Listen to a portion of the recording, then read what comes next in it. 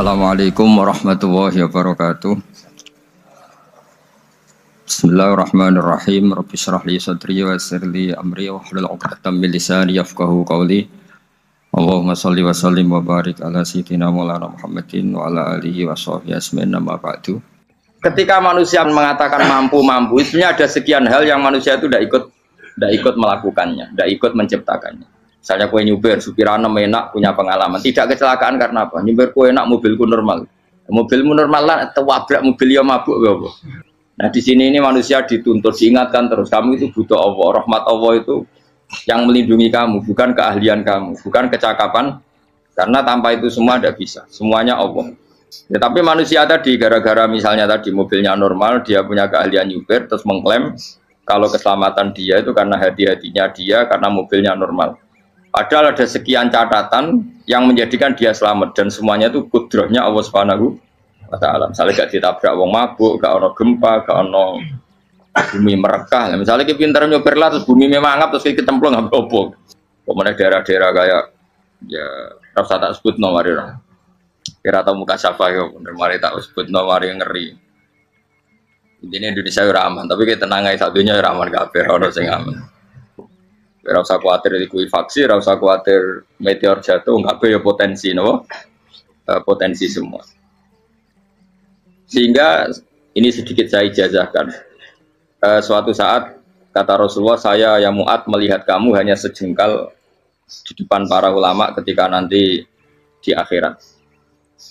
Terus Mu'ad tanya, Rasulullah tanya, kenapa kamu hanya satu jengkal dengan derajatnya para ulama ketika sowan Allah? Jawabnya Mu'ad, kamu punya amal apa?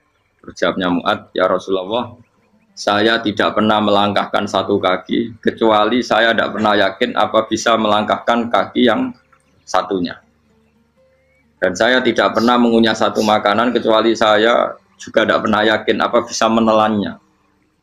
Dan saya tidak pernah bernafas satu nafas, kecuali saya tidak yakin apa bisa nafas berikutnya. Saking dia tergantung ta'aluk semuanya sama kudrahnya Allah Subhanahu wa Ta'ala. Kalau kita ini kan sok. Kalau makanan sudah di depannya kayak pasti bisa makan. Kalau dia sudah sehat jalan seakan-akan pasti bisa meneruskan. Padahal 0, sekian detik melaku dihantam mobil ya selesai. Misalnya stroke ya selesai, tidak bisa jalan. Sehingga para wali-walinya Allah itu orang yang filah gotin min lahadotagi, setiap kedipan dia, setiap perilaku dia itu hanya ta'aluk ambil Allah Subhanahu wa Ta'ala. Itu yang disebut ya ayyuhan nasu antumul fuqara'u ila. Nah, kemudian resiko makom ini, ya semua makom tak ada resikonya. Resiko makom ini itu biasanya dia lupa doa.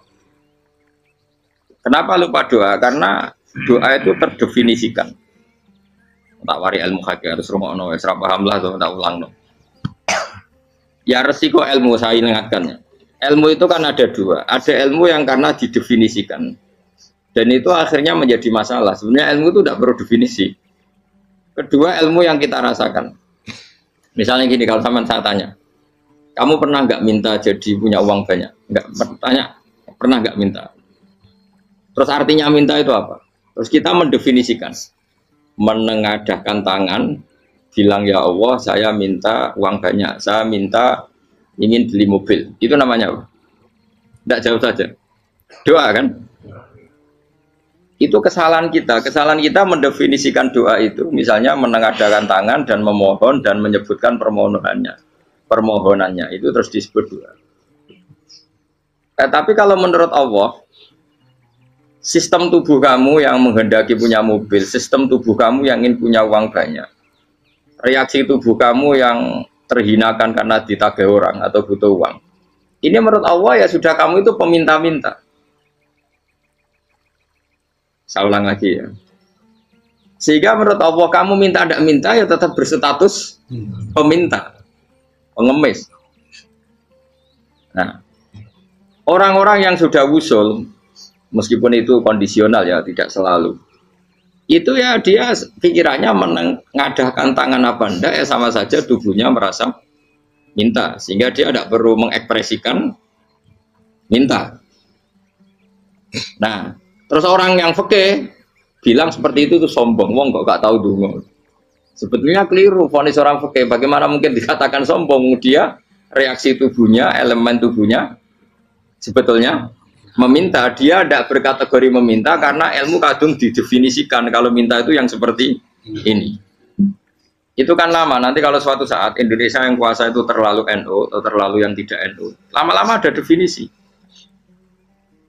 Misalnya yang dikatakan tahlilan itu apa? Ya bid'ah, Nabi tidak pernah tahlilan. Sahabat gak pernah nahlilin Nabi, malah ngajak kaji Nabi jadi tahlil. Mana nih tahlilan jalukno sepuro mayit, kaji Nabi jalukno sepuro. Sehingga dengan tradisi itu tahlil itu masuk definisi bid'ah, karena gak pernah dilakukan sahabat dan para tabi'in. Ya salahnya kamu definisikan. Tapi kalau udah kamu definisikan, diarani tahlil, ya mau la ilaha illallah. Terus mungkinkah satu bacaan la ilaha illallah dilarang? Wong ora oleh maca kalimat tauhid.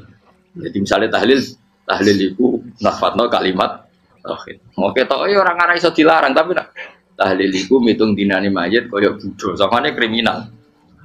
Enak. Ya sudah seperti itu. Makanya banyak orang salah itu karena ilmu kadung didefinisikan. Nah, definisi itu sebenarnya tidak mengikat dalam banyak hal. Ini penting saya utarakan. Ya karena seperti itu. Makanya itu masalah-masalah besar antara kita dan firqah-firqah yang lain, masalah ahli sunnah, terus masalah yang lain-lain. Memang ya sudah seperti itu. Ya saya ulang lagi ya. Ketika Nabi Ibrahim mau dibakar Namrud, itu masyhur cerita itu. Dan kemudian jadi Nabi namanya Habib Syahid. Habib Syahid itu sebetulnya hanya ngutip Habib Abdul Haddad. Jadi syair itu sebenarnya ada di Diwanul Haddad. Apa? Diwanul Haddad. Diwanul Haddad itu syair-syair Abdul Haddad ketika beliau usul, beliau mukasyafah. Terus bagian dinyanyikan Habib Syahid terjadi populer. Saya ulang lagi ya. Tubuh kita, misalnya kamu lapar, perut kamu kan mereaksi minta makan. Andaikan kamu itu Tuhan, kan kamu tahu bahwa perut kamu itu minta makan. Tanpa kita bilang, ya Allah saya minta makan, Allah tahu kalau reaksi tubuh kamu minta makan. Sehingga orang yang tidak minta pun asal makomnya makom yang ikror, mengakui kalau dia butuh, ya namanya sudah minta. Tapi fikih kadang mendefinisikan sing darane minta itu hanya madhep kiblat terus menengadakan tangan dan sebagainya. Ya sudah kita sebagai orang pengikut ya yang ikuti fikih, yang ikuti tasawuf, sebetulnya itu definisi yang sepihak. Sehingga ketika Nabi Ibrahim mau dibakar Namrud, masyhur itu cerita itu. Beberapa hari mungkin bulan-bulan orang disuruh Namrud cari kayu sebanyak-banyaknya. Ketika kayu sudah terkumpul mungkin satu lapangan, Ibrahim mau dibakar. Pegawainya Namrud itu bingung caranya mencalok Ibrahim. Mereka saking gedene napa? Api. Nak dicalok ado iku ratok tengah.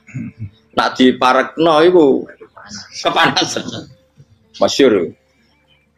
Terus setan zaman itu orang akeh dadi setan tenan. Saya kan duplikate sakeh dadi setan ra tau muncul. Wong duplikate wis napa? Akeh. Singkat cerita setan itu muncul pura-pura jadi manusia terus ditemukan manjane. Manjane ya semacam ketepil besar yang jadi mana ya dari kiai-kiai ketepil haram mergo penemune setan. Jadi ini tuh. Tapi nak manjanik penemuan setan itu betul, walhasil terus dibikinkan satu manjanik semacam ketepil besar terus Ibrahim dilemparkan ke api lewat apa ketepil tadi, idenya siapa? Setan. Nah ketika di tengah api itu unik, kata malaikat Jibril datang terus tanya sama Ibrahim, ya Ibrahim apa kamu butuh saya? Butuh, alakah haja, apa kamu punya kebutuhan? Jawab Ibrahim lah, saya tidak punya kebutuhan. Amma ilaika fala, kalau ke kamu ndak, karena kamu makhluk, apapun keren kamu Jibril tetap kamu makhluk. Amma ilaika fala, ndak maksudnya butuh ke Allah nanti saya nyampaikan. Malah dinya Nabi Ibrahim, kalau Allah ndak usah kamu sampaikan ya sudah tahu. Gua be Jibril. Oh, aku itu takut kan? Ya saya ulang lagi, apa kamu punya kebutuhan? Alaka hajalah, amma ilaika fala, kalau ke kamu ndak. Nggak, maksudnya butuh ke Allah, nanti saya sampaikan. Karena Jibril yang mentang-mentang dekat sama Allah dan tukang memberi informasi. Tapi kata Ibrahim, kalau ke Allah sih nggak perlu kamu, dia sudah tahu. Nah, itu terjadi nazamannya Habib Abdul Haddad Masyhur itu apa? Hasbi min su'ali ilmuhu bihali. Jadi cukup ilmunya Allah itu menjadikan saya tidak perlu minta. Hasbi min su'ali ilmuhu bihali. Jadi ada kondisi tertentu yang para wali itu, saya ulang lagi, kondisi tertentu yang para wali itu ya tidak minta. Tapi kalau itu ditiru jenengan semua ini jadi keangkuhan. Kenapa? Wes ora ndonga tangane ditenangano, atine ora eling pangeran, kan akhirnya tak jaluk tenan. Jadi gue aja niru wali-wali. Nah wali-wali itu kan misalnya tangannya tidak menengadah, tapi semua sistem tubuhnya merasa butuh sama. Saya itu pernah, gitu. Tapi itu kondisional dan saya juga ngulang tidak mesti bisa. Ketika saya umroh itu pernah saya ada satu kondisi itu doa ya di putaran pertama terus. Di putaran pertama saya berdoa ya agak banyak di multazam. Putaran kedua mau berdoa sudah tidak berani lagi. Sampai ke-7. Hari kedua ya tidak berani, hari ketiga tidak berani. Nah seperti itu tidak bisa dibuat-buat meskipun saya juga agak ingin. Tapi ya pas itu ya nggak bisa. Gara-gara itu korban kitab hikam, ya kitab hikam yang terkenal. Kitab hikam itu pernah cerita gini. Rubbama dallahum al-adab ala tarkit tolak. Terus di antara makalahnya itu wa inna ma yunabbahu man yajuzu alaihil ikhfal. Tapi kamu jangan niru dosa kan. Tapi jangan ingkar ilmu ini tambah dosa oke. Jadi niru ya dosa, ingkar ya dosa. Jadi ada seorang wali kata hikam. Kadang-kadang seorang wali itu mau doa diulang itu sungkan.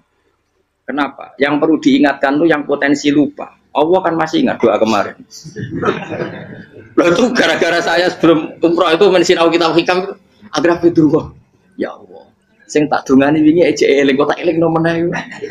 Dadi wa inna ma yunabbahu man yajuzu alil fal, yang bisa diingatkan hanya orang yang potensi lupa. Sementara Allah tidak akan.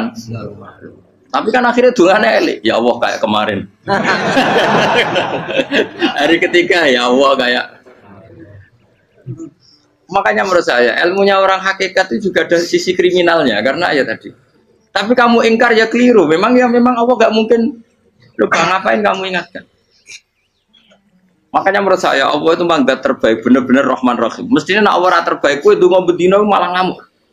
Lah aku lali tapi mbok eling dong. Tapi Allah itu ya maklumi ya dengan kekeliruan. Kita ini kan selalu keliru, dongo terus ya keliru sebetulnya, karena seakan-akan kan mengingatkan seseorang yang mungkin lupa. Wong Allah tidak pernah lupa kok, kamu ingetin terus. Atau kamu menggurui Allah, yaitu ya Allah nang sebadani kalau di duake, padahal nggak mesti maslahat bagi kamu. Duake orang mesti maslahat bagi kamu.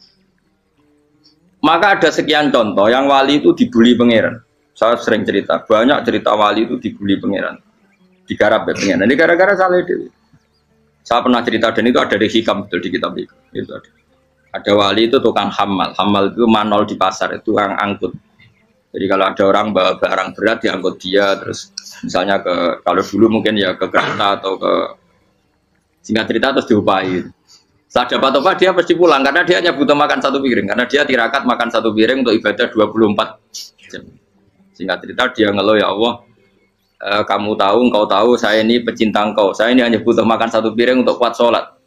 Tapi kenapa harus jadi juru manol? Berilah saya rezeki yang tanpa kerja. Selang sekian hari dia dituduh maling, terus di penjara, terus dapat rezeki tanpa kerja. Dia ya Allah kenapa jadinya gini? Kan kamu minta rezeki tanpa kerja. Ya itu penjara itu rezeki tanpa kerja kan. Jadi Allah memperlakukan para walinya itu memang unik. Ya kadang dibully. Sehingga dalam cerita-cerita kenabian, kata Qadiyat itu, nggak ada orang yang sering dibully Allah kayak nabinya. Karena nabi itu orang yang dicintai Allah. Jika salah sedikit saja itu, cara pangeran itu, cara kampus itu digarap, pokoknya dipelonco, salah sedikit. Misalnya begini, Nabi Yakub itu kan nabi. Dia mungkin nyon jauh nggak tersadar, nyembelih apa itu anak sapi itu di depan indukannya. Ya beliau mungkin spontan saja, Pak. Kalau kamu yang melakukan pasti tidak ada hukumannya karena Allah tidak pati peduli sama kamu, sudah lah. Artinya nggak peduli, salah pantas saya nggak jelas ya. Gitu. Tapi ini Nabi. Ketika itu terus idukannya sapi tadi, ya Allah, Yakub itu kekasihmu. Saya tidak berani sama dia karena dia kekasih. Tapi saya tetap menuntut keadilan. Dia harus merasakan susahnya dipisah dengan anak. Meskipun dia tidak nuntut rasanya roh anak sebelah, itu tidak ada se-ekstrim itu. Sapinya itu hanya nuntut, ya Allah, dia harus merasakan sakitnya terpisah dengan anak. Akhirnya Allah menciptakan Yakub mengalami terpisah dengan Nabi siapa? Itu kalau kata qadiyat, itu kalau yang melakukan tidak Nabi pasti nggak dibully Allah, dibiarin. Karena Nabi ini yang melakukan. Nah. Terus ini Nabi Yusuf lagi, mana rasa daftar wali berat? Nabi Yusuf itu di penjara itu karena terdolimi apa karena memang dia salah? Terdolimi. Dan ya Yusuf itu Nabi. Nabi Yusuf itu Nabi betul memang benar-benar. Meskipun ganteng dia Nabi. Syaratnya Nabi ganteng kira-kira mlebu. Nabi itu harus ganteng, enggak boleh. Nabi elek ora oleh. Karena Allah izin di kekasih kok kriting elek. Allah itu di selera ya. Kabeh Nabi mesti yang paling ganteng di kaumnya, yang paling nasab. Enggak boleh Nabi kok pesek, kriting, enggak boleh. Tapi kalau sudah jadi orang soleh oleh kan. Tapi kalau Nabi enggak boleh. Enggak. Nabi Yusuf ganteng. Masyhur kan cerita Nabi Yusuf dengan siapa? Zulaikha. Dan belum ada orang dalam keadaan darurat masih cerdas kayak perempuan. Jadi singkat cerita, ketika Yusuf diajak Zulaikha selingkuh gak mau kan keluar dari kamar. Dalalah kebetulan wa alfaya sayyidah Rajal. Itu si Zulaikha tadi spontan langsung bilang, wahai suamiku, apa hukuman orang yang ingin menodai keluargamu?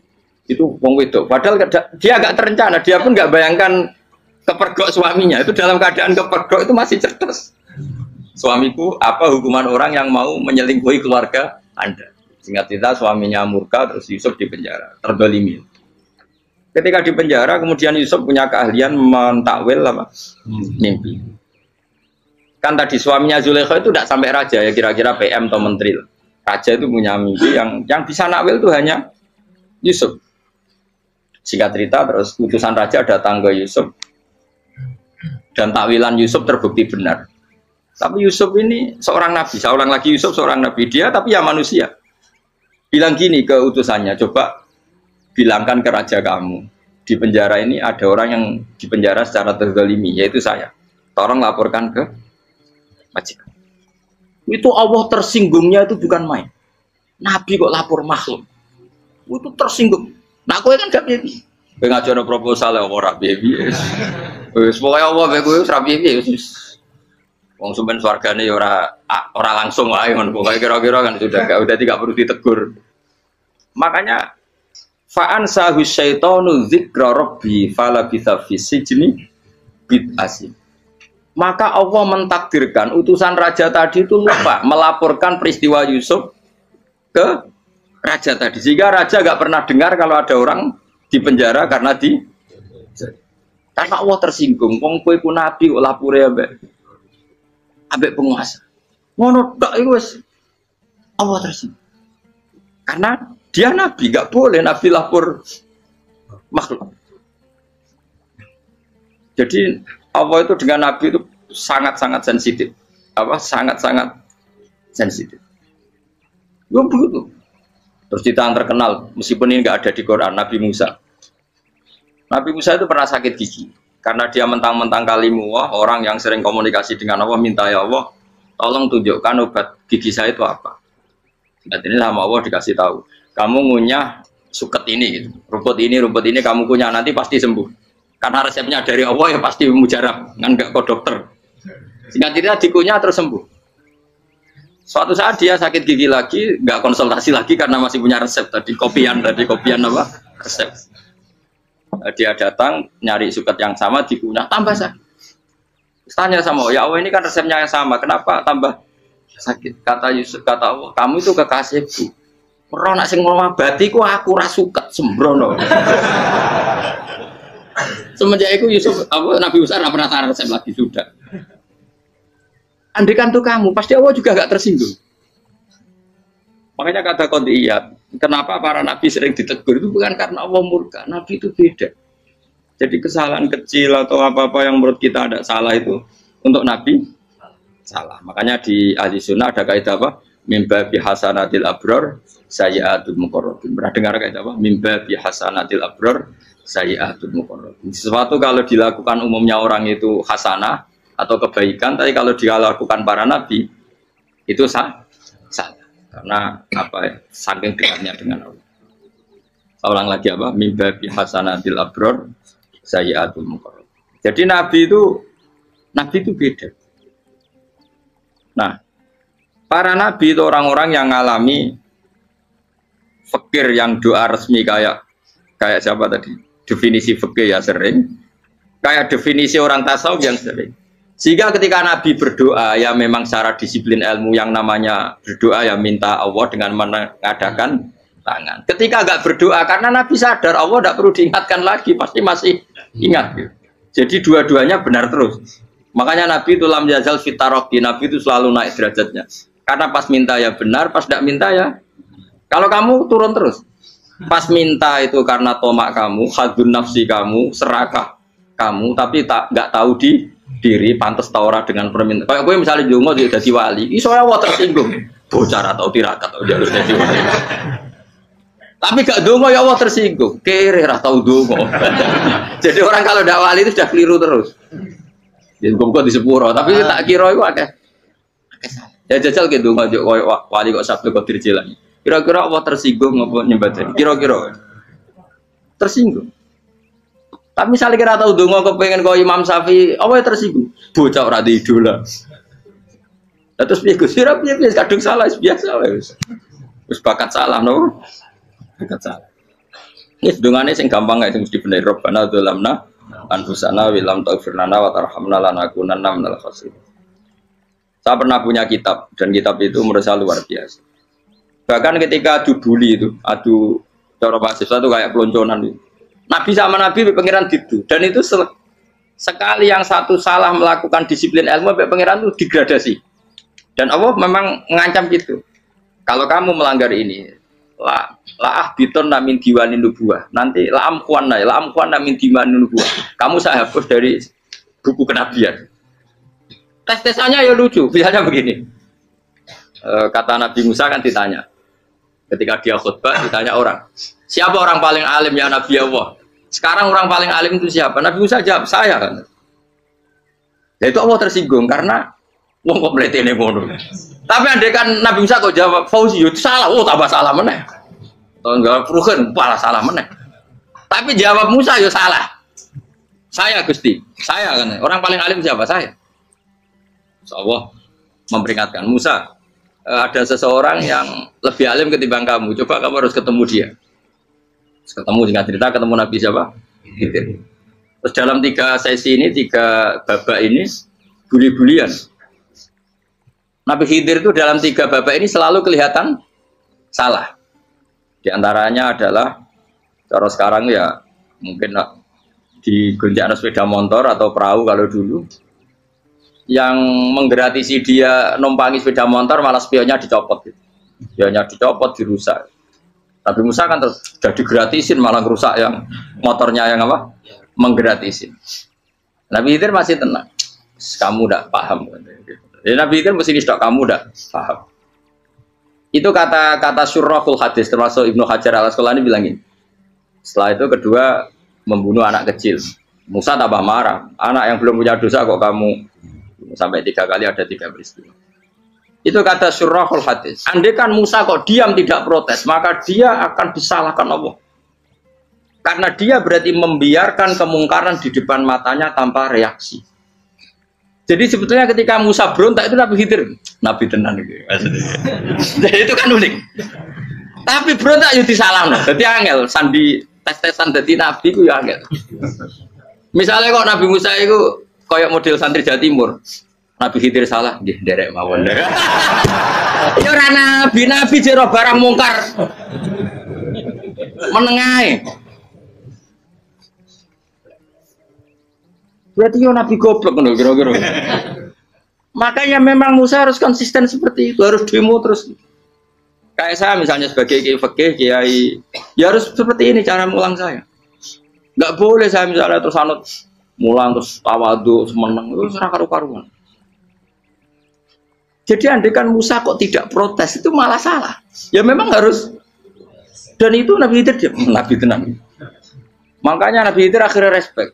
Tidak ada hati sebaik Abu Musa. Risi itu gak nyaman ketika melihat kamu. Jadi itu sebenarnya poin. Tapi lucunya Nabi Khidir yang nyalan. Takkan dari rasa kok komen takok. Tapi harus disalah no. Ya aku cari Nabi Musa. Ya jajal, gaya peristiwa meneh aku tak sabar rata kok. Bareng. Kok jajal nih. Bareng dijajal ya protes meneh. Bareng protes meneh, tinggal satu kali kesempatan. Kowe takok meneh wis ra dadi murid. Dikasih kesempatan lagi, ya protes meneh deh. Tapi itu justru itu menjadi kelebihannya Nabi Musa karena syarat seorang nabi adalah al-musara'ah ila inkaril munkar kata Ibnu Hajar Al-Asqalani. Syarat seorang nabi adalah secepat ngengkari sesuatu yang mungkar. Enggak boleh. Ya toh kan misalnya kita jadi murid terus gurumu itu gandeng artis atau gandeng penyanyi dangdut. Dia derek mawon. Jadi guru mumet goblok. Tapi kowe ngloroi guru tersinggung. Ora roh hikmah e. Kan bingung loh. De guru ini kok bingung loh.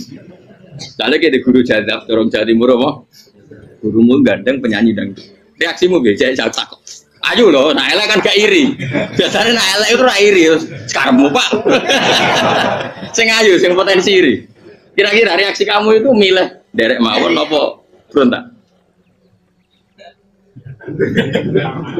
Golek nak gurumu wong alim mesti nak pasti meneng. Muridku gila bener gak sensitif. Roh barang mungkar dilakukan di depannya kok tidak reaksi, tidak protes, gebet tenan. Tapi lucunya guru mau nak protes ya. Gak luwe akhlak. Guru lagi senengnya kok ora oleh. Nah Nabi itu kan bully-bulian. Jadi Nabi Khidir dengan Nabi Musa itu tepat-tepat. Karena dua orang ini sama-sama kekasih Allah. Itu Nabi Musa justru barokahnya itu dia tidak pernah kelasmennya di bawah Nabi Khidir. Semua ulama sepakat kelasmennya Musa tetap di atas Nabi Khidir. Sehingga yang berlaku ya tetap ilmunya Nabi Musa bahwa membunuh anak kecil tidak boleh, merusak perahu milik orang lain tidak boleh. Karena Allah tetap lebih respect dengan ilmunya Nabi Musa. Nabi Khidir tetap ilmunya nggak dipakai, meskipun dia disebut hakikat. Karena ilmunya Nabi Khidir ngani ngoyo wong ape mutusno ngenteni nginceng loh mahfud. Lah sing iso iku sapa? Barang ra mungkin kok. Makanya Nabi Khidir terakhir menutup kalimatnya wa ma fa'altuhu an amri. Dzalika ta'wilu ma lam tasbi alaihi sob. Aku dhewe nglakoni ini ya ora roh, wis ditakdir nglakoni ngene wae. Dadi Nabi Khidir ya ora paham. Jadi wa ma fa'altu an amri itu terakhir kira-kira artinya saya sendiri tidak melakukan ini karena inspirasi saya sendiri atau keputusan saya sendiri. Tahu-tahu saya ditakdir melakukan. Karena pas itu Nabi Khidir disetting semuanya dengan ilmu hakikat. Yaitu bayi tadi memang kutiba kafiron. Kutiba kan apa? Kafiron. Memang dia nanti kalau umur nganti tua ditakdir mati kafir. Daripada mati kafir nanti ya sudah mati sekarang. Tapi nggak mungkin kan ada syariat daripada soben beling pateni kecil. Ora ono syariat, tetap ikut Nabi Musa. Makanya kata Ibnu Hajar Al-Asqalani itu uniknya Allah sama para wali-walinya. Wali ku klirullah itu tuh disenengi pengen. Terus pangeran nabi-nabi ini yo kecil-kecil kan, yo pancen nak wong. Terus keempat kan.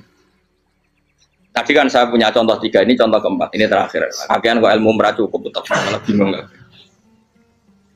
Nabi itu minggat itu boleh enggak? Tanpa pamit, minggat itu pergi enggak pamit itu boleh enggak? Enggak boleh. Rasulullah meskipun kayak apa disakiti di Mekah itu enggak pernah minggat, enggak pernah hijrah. Saya ulang lagi, karena butuh izin. Tapi Allah pernah punya kekasih yaitu Nabi Yunus. Nabi siapa? Yunus. Itu Quran meredaksikan ya abako. Abako itu terjemahnya apa? Minggat. Kalau pergi itu dahaba. Tapi ini Allah meredaksikan itu abako. Abako itu ya minggat. Nabi Yunus itu dakwah di daerah Nainua. Ya, Nainua itu ya Babylon sana. Kampungnya namanya Nainua. Ya daerah Babylon. Babylon itu kalau di geografis modern ikut Irak. Ikut mana? Irak. Jadi Kufa, Basra, Babylon. Terus siapa itu yang mengalahkan pasukan Yahudi dulu itu Buktanasor, Hebuket, Nasir itu ikut mana? Babylon apa? Babylon. Bama unzila alal malaka ini di Babila Harut Amar. Makanya kalau ulama-ulama melihat Irak kacau sampai sekarang itu tidak kaget. Irak itu ardun mal'unah kalau di kitab-kitab, bumi yang memang sudah terlaknati mulai dulu. Sehingga ketika ada kasus Saddam Hussein sekarang itu ulama tidak kaget. Zaman Rasulullah Sugeng itu Irak itu termasuk sudah bumi yang guna keazalah. Jadi di sana pasti banyak fitnah. Fitnah pertama yang dicatat sejarah adalah Mautul Husain apa? Kabudutnya Said siapa? Husain di Karbala. Era Imam Syafi'i adalah zaman mifnah, ulama dibantai karena dipaksa mengatakan Quran apa? Makhluk. Terus konflik-konflik sampai era Saddam Hussein terus era sekarang jadi. Nah kita ini ulama sebenarnya tahu tarikh itu. Tapi di era modern kan dianalisis karena campur tangan ini itu ya sudah lah. Sebab goblok pun daripada ngebantah-bantahan olahraga. Ibu goblok, ibu pinter. Sekarang kan analisisnya kan, wah ini ada campur tangan pihak ketiga diciptakan ya sauni ini. Ya kalau intelijen harus ngomong seperti itu. Kalau kita seperti ulama memang dari dulu dicap Nabi hunalika az-zalasil wal fitan. Saya teruskan. Nabi Yunus itu dakwai kaumnya itu lama sekali dan tidak iman. Nah semua nabi kalau kaumnya tidak iman itu diberi hak Allah ngancam akan adanya azab apa? Ngancam akan adanya azab. Nabi Yunus ngomong gitu terusin. Nanti kalau kamu tidak iman itu pasti kena azab. Anggap saja dia ngancam gitu sudah berbulan-bulan. Singkat cerita, azab baru tinggal 3 hari lagi. Ayo nang iman, tinggal 3 hari lagi. Ya kira-kira dia ngomong misalnya Ahad, berarti Ahad, Senin, Selasa, atau kamu milih Selasa ya Rabu, Kamis. Singkat cerita Ahad itu dia gak kuat. Wah semuanya kurang telung dino kaumku tetap orang iman. Mangkel asal, minggat deh. Minggat itu jadinya minggat kan gak punya tujuan, so asal pergi jauh saja. Ada perahu, sekenanya dia naik saja. Namanya minggat nih. Kalau bawa bekal terencana, bawa visa paspor kan plesir namanya.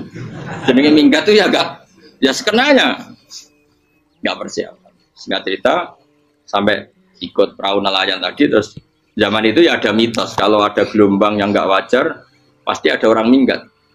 Terus ditanya siapa yang minggat, Nabi Yunus kan orangnya jujur saya katanya. Ya sudah yang minggat harus dicemplung no, gitu. Terus ada yang agak baik ya jangan gitulah. Ini kan kita semua butuh selamat. Dudi dulu. Terus Dudi satu lagi ketemu Yunus. Coba mungkin salah udahnya Dudi lagi ya ketemu sampai 3 kali ya ketemu Yunus. Makanya fasahama fakana minal mudhadis yuji dia kalah kemudian tenggelam. Fal taqamahul khutu wa huwa mulim. Terus dia diuntal ditelan oleh ikan nun. Nah, di situ ikan nun digambarkan saking besarnya itu. Nah ini uniknya Allah sama kekasihnya. Sudah Allah menyalahkan tapi unik. Ikan ini kan itu sama Allah dikasih instruksi. Kamu nggak boleh makan dia. Dia kekasih saya. Terus ketika di tengah di perut apa?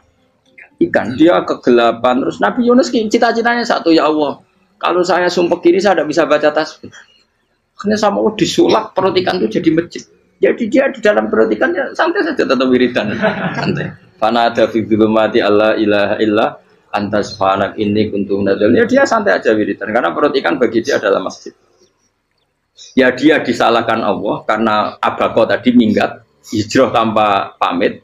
Tapi juga dibela-belain Allah, ikan tadi tidak boleh nelan. Ini perlakuan Allah sama orang yang bikin. Tapi karena dia Nabi uniknya apa?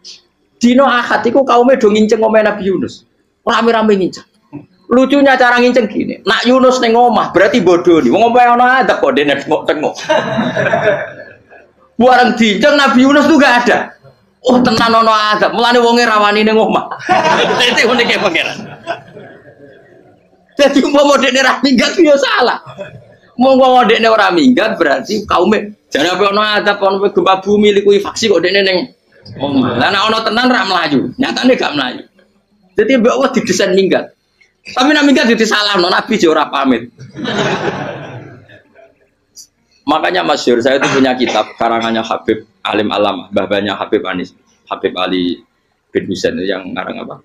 Ali bin Muhammad bin Husain karang yang disebut duror itu diantara doanya gini tapi jangan gitu loh, gue rawal gitu aku rawan ini loh cuma saya hafal secara ilmu tapi saya tidak berani waj'al sayyiati man ahbabta ya Allah jadikan kesalahan saya itu kesalahan orang yang kau cintai terus pokoknya salah lagi jadi pengiran kadung seneng salah lagi sampai wae seneng waj'al sayyiati man ahbab terus kalau gue lah dimanja wong tuamu anak paling disayang salah gue lucu kok cah cilik Kowe seneng cah cilik, salah we.